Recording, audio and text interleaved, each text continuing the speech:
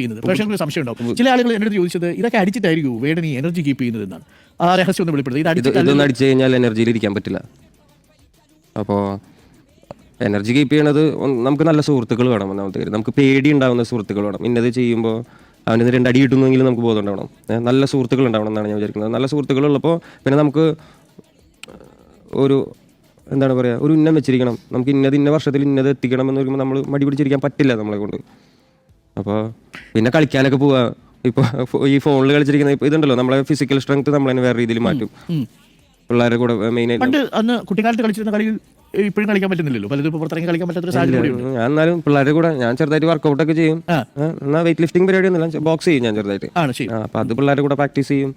അങ്ങനെയാണ് എനർജി നിർത്തുക. അങ്ങനെ കൃത്രിമമായിട്ട് ഒരു സാധനം വെച്ച് എനർജി നിർത്താൻ പറ്റത്തില്ല. അങ്ങനെ കൃത്രിമമായിട്ട് എന്തെങ്കിലും ലഹരി ഉപയോഗിച്ചിട്ട് എനർജി നിങ്ങൾക്ക് സസ്റ്റെയിൻ ചെയ്ത് കൊണ്ടുപോകാൻ പറ്റുന്ന കാര്യമല്ല. അത് ഞാൻ ഉപയോഗിച്ചിട്ടുള്ള ആളായതുകൊണ്ടാണ് പറയാൻ പറ്റുന്നത്. എനർജി ആയിരിക്കാൻ ലഹരികളല്ല അതിന്